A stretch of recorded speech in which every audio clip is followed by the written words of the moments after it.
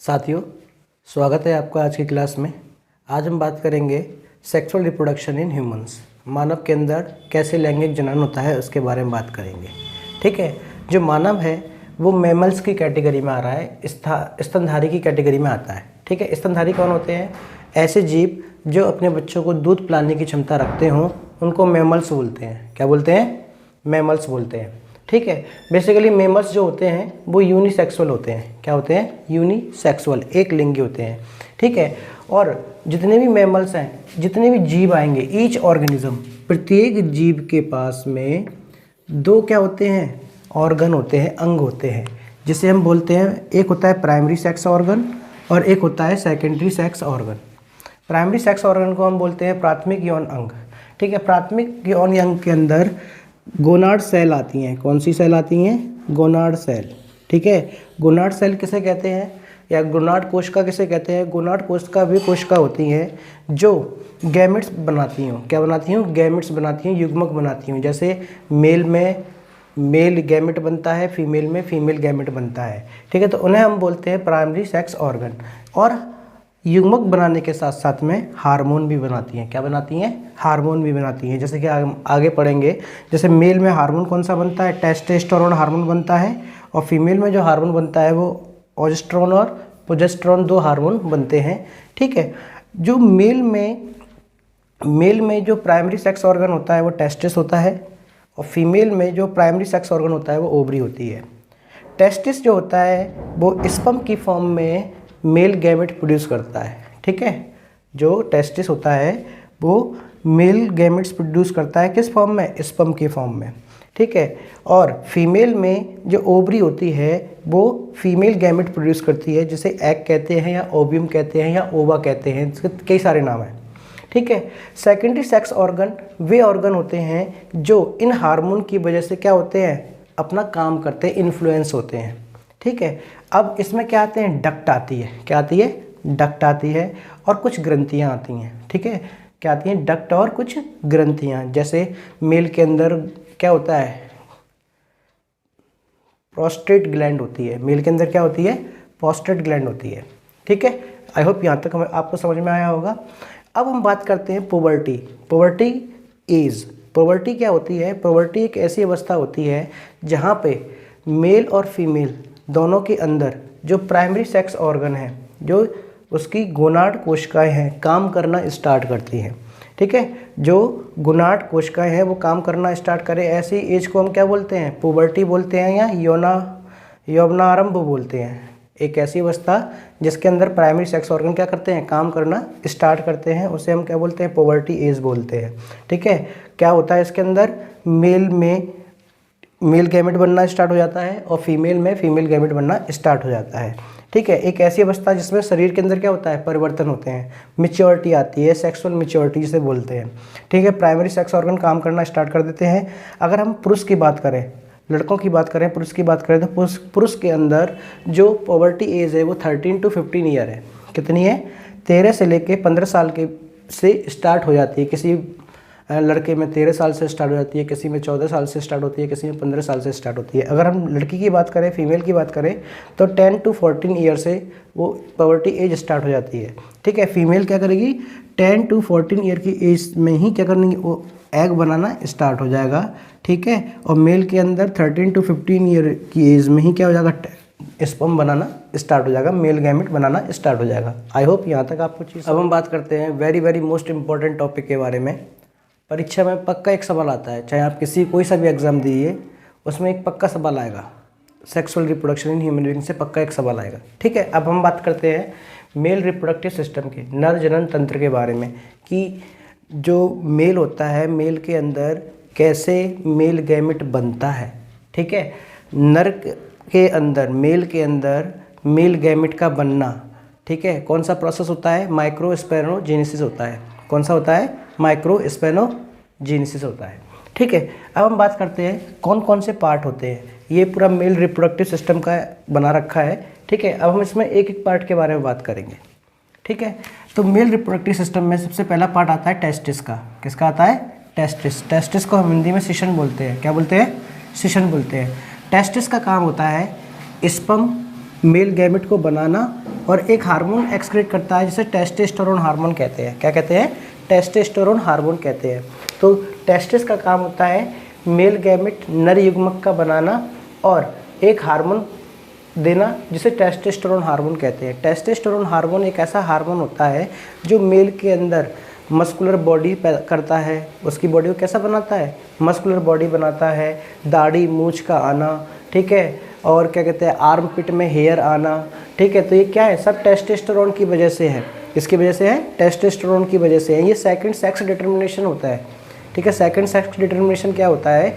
एक हार्मोन्स के बेसिस पे भी हम क्या कर सकते हैं? डिफाइन कर सकते हैं। जो फिज़िकल चेंज होते हैं, जो फिज़िकल चेंज होते हैं, शरीर में जो चेंज होते हैं वो हार्मोन्स की वजह से होते हैं। तो जो मेल है, जो पुरुष है, पुरुष के अंदर जो चेंज होंगे वो टेस्टोस्टेरोन की वजह से होंगे। जैसे पुरुषों की आवाज़ भारी हो जाती है, ठीक है, तो वो किसकी वजह से होता है? टेस्टोस्टेरोन की वजह से होता है। किसकी वजह से होता है? टेस्टोस्टेरोन की वजह से होता है, ठीक है। दूसरी बात करें, दूसरा पार्ट आता है स्क्रोटम। क्या आता है? स्क्रोटम। स्क्रोटम जो होता है वो टेस्टिस के चारों तरफ एक पाउच होता है। क्या होता है? एक पाउच होता है जिसमें टेस्टिस रहते हैं, ठीक है।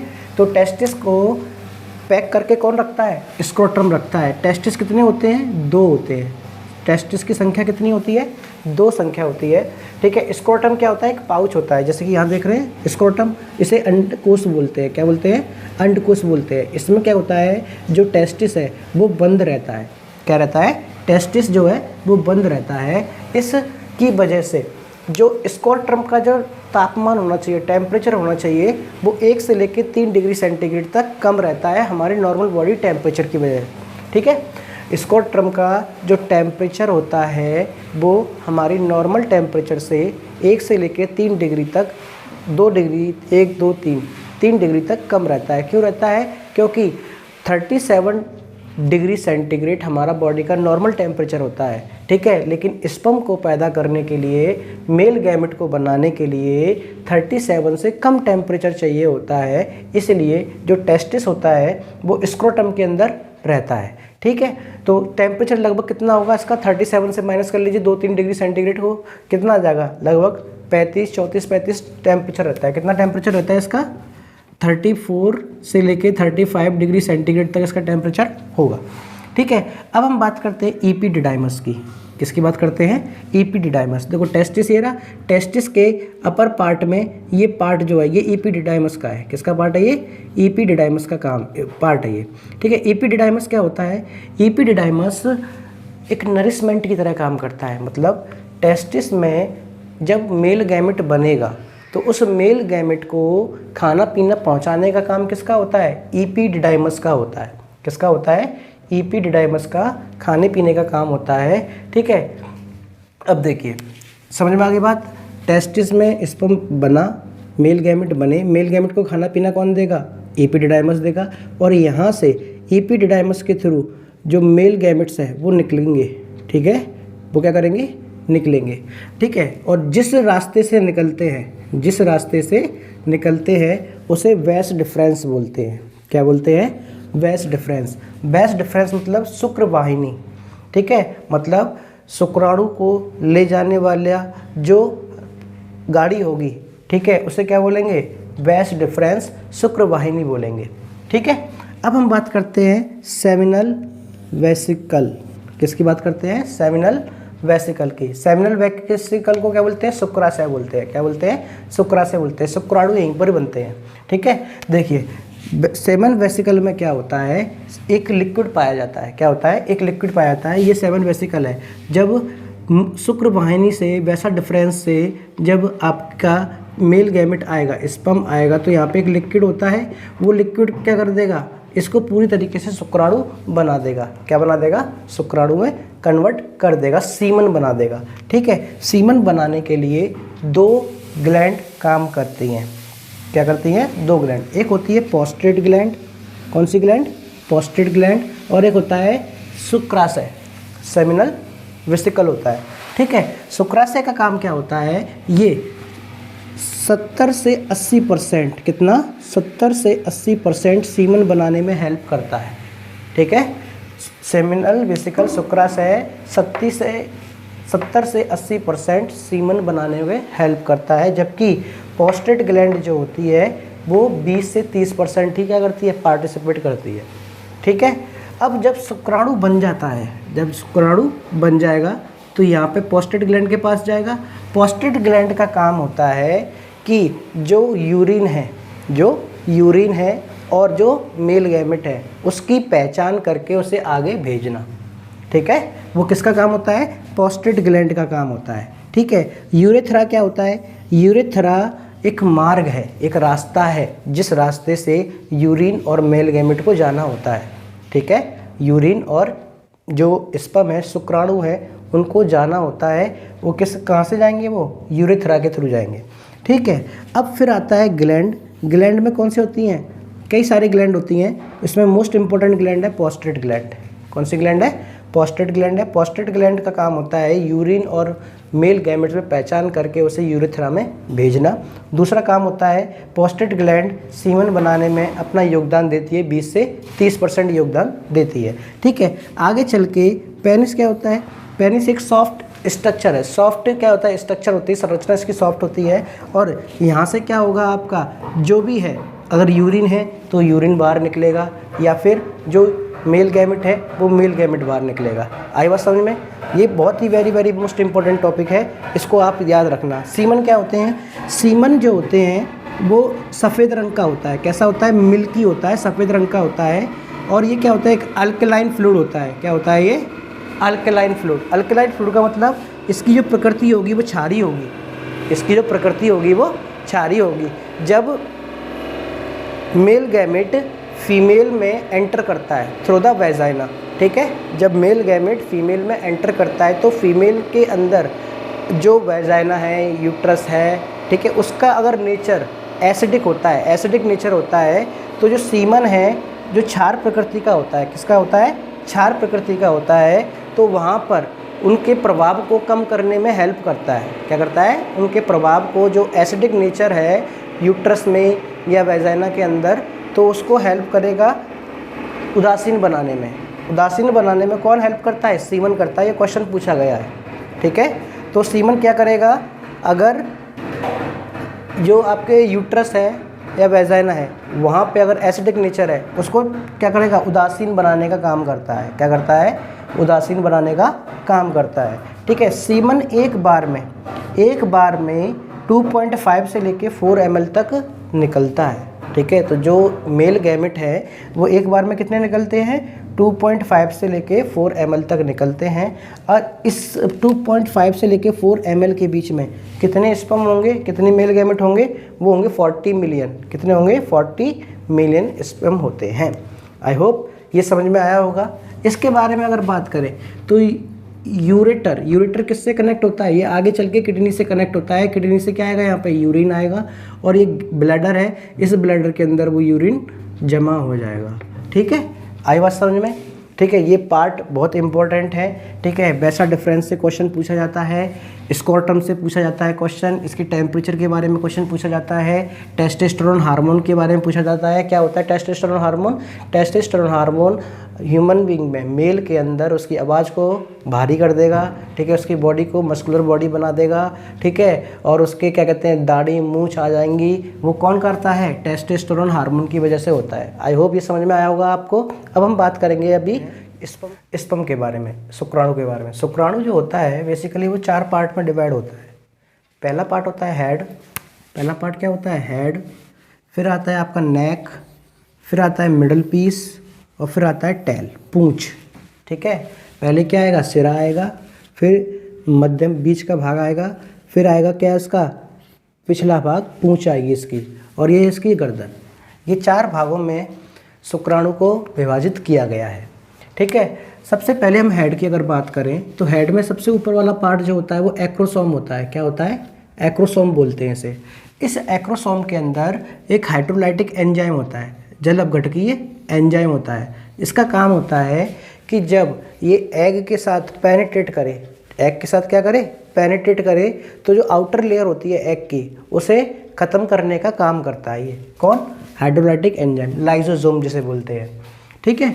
अब दूसरा बात अगर हम बात करें इसी हेड के अंदर न्यूक्लियस होते हैं, बहुत सारे क्या होंगे, ये सारे न्यूक्लियस हैं, आपको दिख रहे हैं ये सारे न्यूक्लियस हैं। और ये सारे के सारे न्यूक्लियस जो होते हैं इनके अंदर डीएनए होता है, इन्फॉर्मेशन होती है और प्रोटीन होता है। डीएनए होगा और प्रोटीन किसके अंदर होता है, न्यूक्लियस के अंदर होता है। ठीक है, दूसरा पार्ट करते हैं मिडिल के पीस के बारे में। किसके बारे में, मिडिल पीस के बारे में। मिडिल पीस क्या करता है, बहुत मोस्ट इंपॉर्टेंट पार्ट होता है किसका, ये स्पर्म का।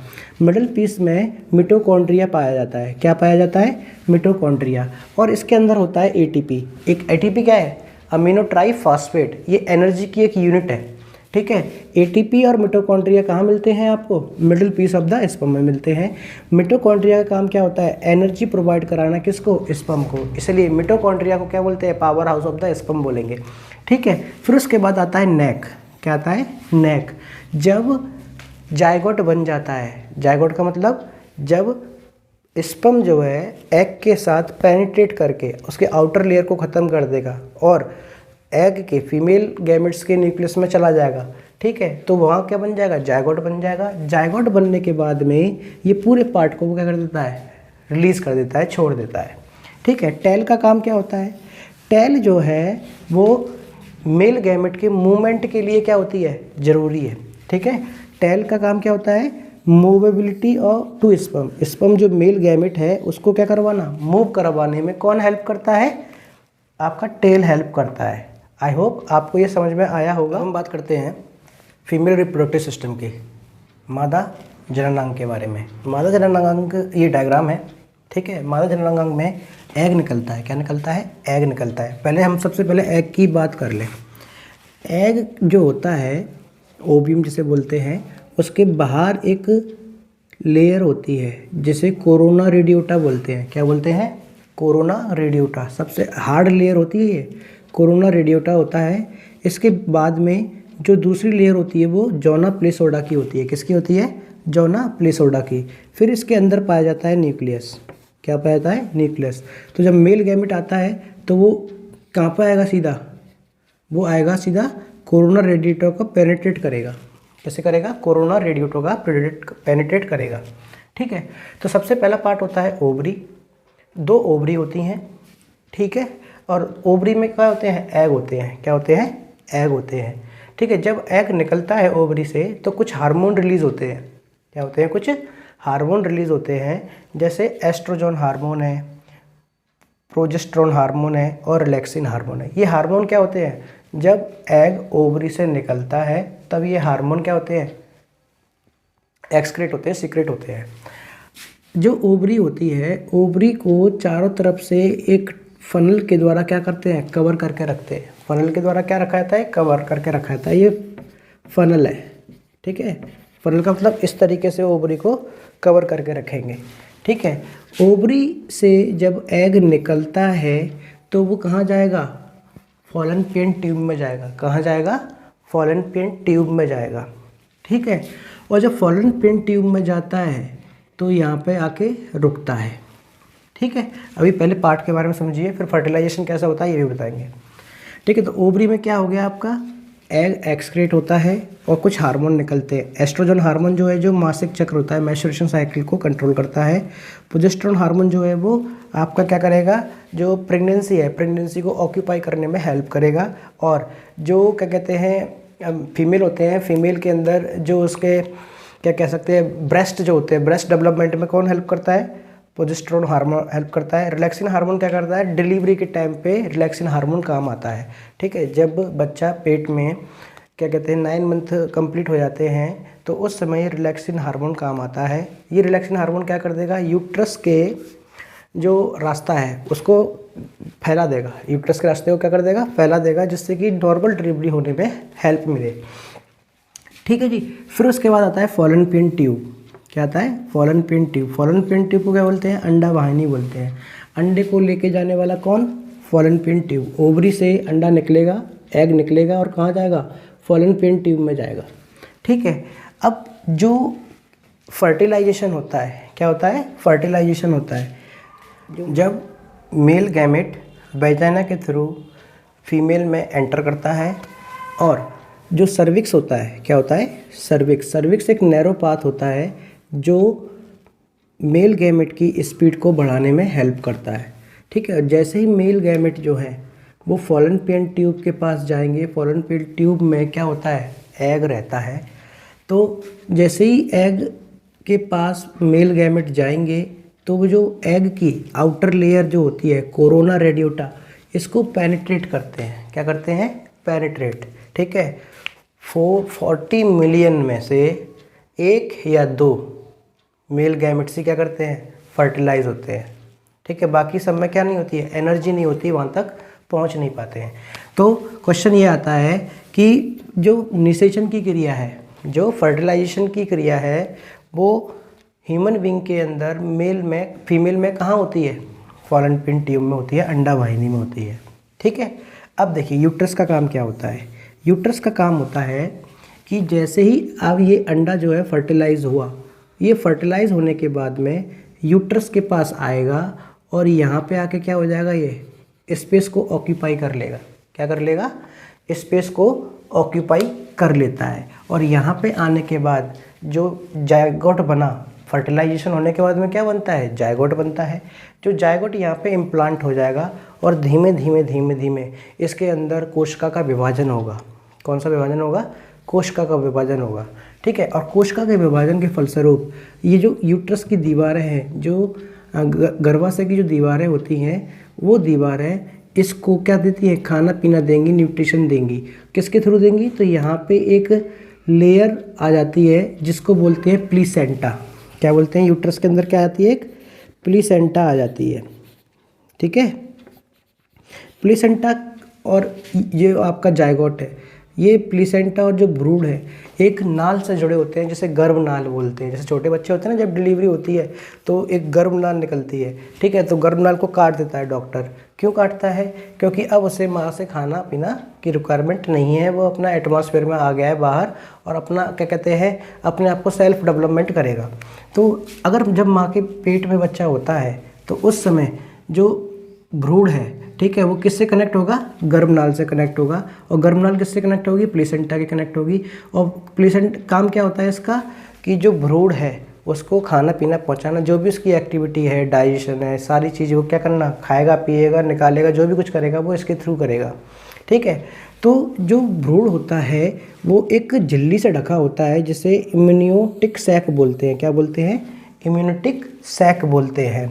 ठीक है, जो बच्चा होता है, ठीक है, जब यहाँ पे बच्चा होता है तो उसके अंदर सबसे पहले कौन सा पार्ट डेवलप होता है, हार्ट होता है। सबसे पहला पार्ट कौन सा होता है, हार्ट डेवलप होता है। ठीक है, अब हम बात करें वेजाइना।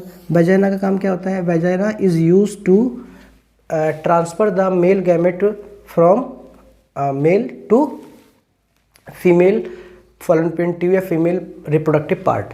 ठीक है, वेजाइना का काम होता है मेल गैमेट को फीमेल गैमेट में, फीमेल के अंदर एंटर करवाना।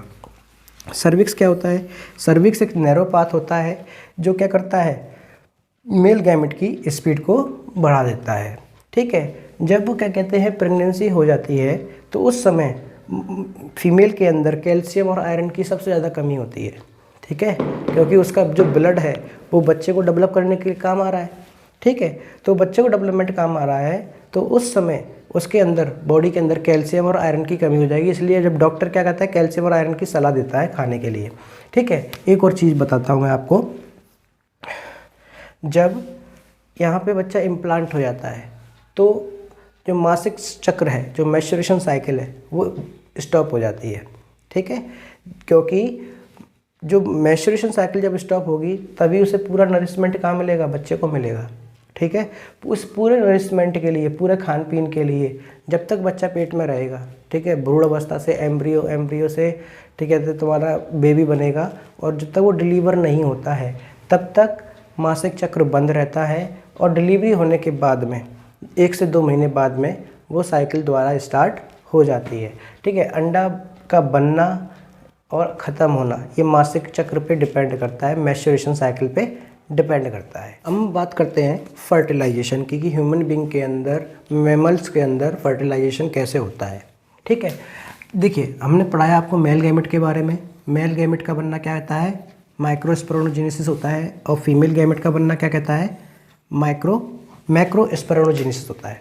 मेल गैमेट का बनना माइक्रोस्पेरोनोजेनेसिस और फीमेल गैमेट का बनना मैक्रोस्पोरोजेनेसिस। तो जब मेल गैमेट फीमेल गैमेट आपस में क्या होंगे, निषेचन होंगे, तो क्या बनाएंगे, जायगोट बनाएंगे।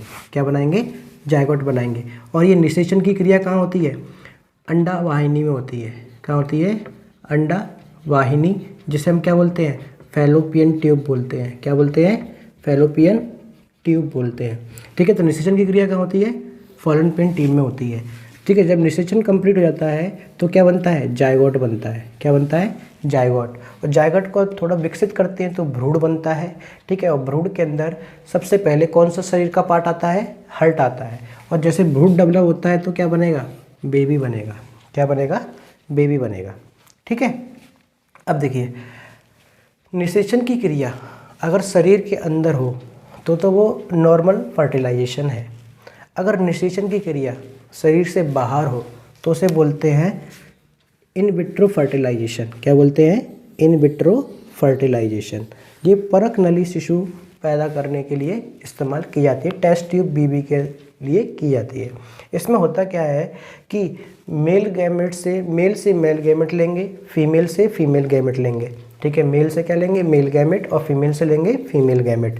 ठीक है, तो जब मेल और फीमेल गैमेट को एक टेस्ट ट्यूब में फर्टिलाइज कराया जाता है, क्या कराया जाता है, एक टेस्ट ट्यूब में फर्टिलाइज कराया जाता है, तो उसे हम बोलते हैं इन विट्रो फर्टिलाइजेशन।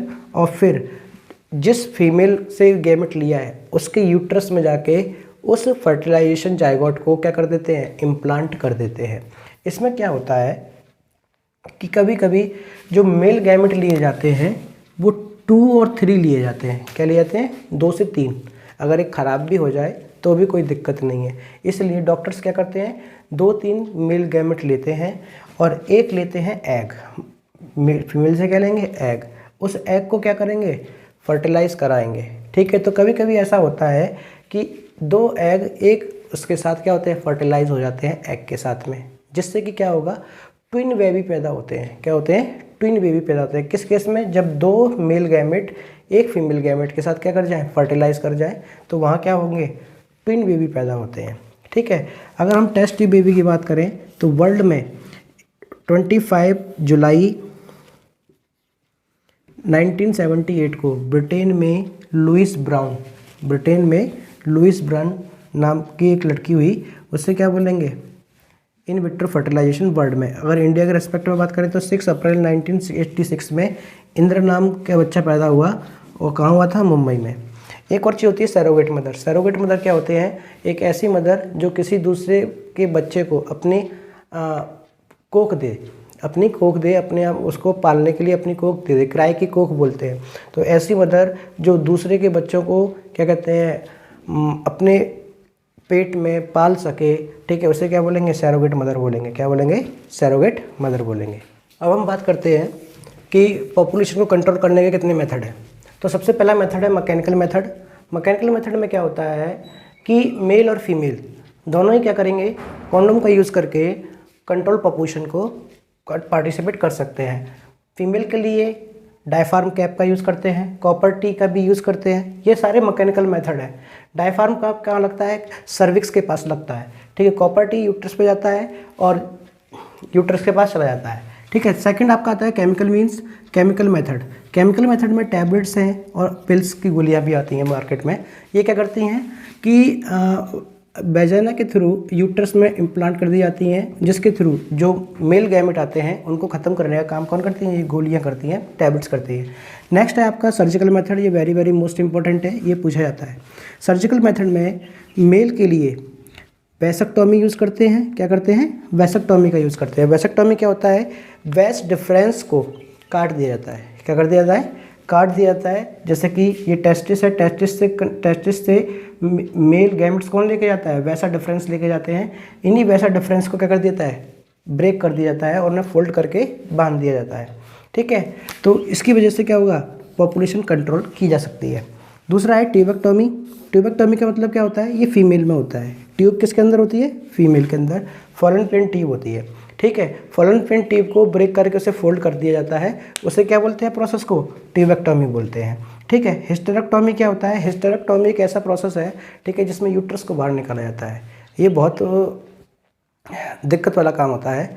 जब कोई फीमेल के ज़्यादा क्या हो जाए, ऑफ स्प्रिंग डेवलप हो जाए, तो जिससे यूट्रस की जो हालत है वो ख़राब हो जाती है, ठीक है। और उसमें क्या कहते हैं, केमिकल चेंजेस होने की वजह से उसमें इन्फेक्शन का खतरा बहुत ज़्यादा बढ़ जाता है, जिससे कि पूरे ह्यूमन फीमेल के अंदर इन्फेक्शन का खतरा हो जाता है पड़ने का, जिसकी वजह से यूट्रस को क्या कर लिया जाता है, बाहर निकाल लिया जाता है, ठीक है।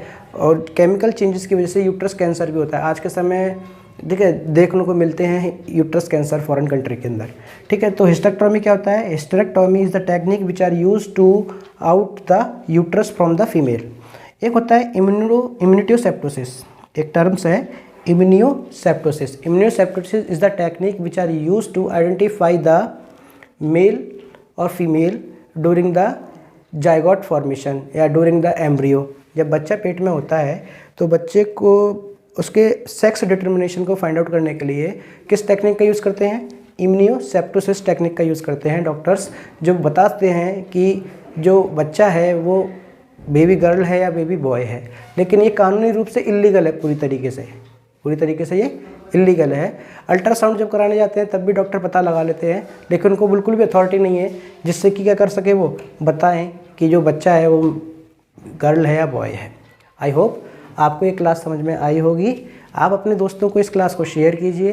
ये class very very most important है। एवरी एग्ज़ाम में इस क्लास से क्वेश्चन पूछे जाते हैं। अगर कोई भी डाउट आपके मन में है तो आप हमसे संपर्क कीजिए, कमेंट कीजिए, ठीक है। आपके कमेंट हमारे लिए मोर वैल्यूबल हैं। फीडबैक दीजिए, आपको क्लास कैसी लगी। शुक्रिया। जय हिंद, जय भारत। आपका दिन शुभ हो।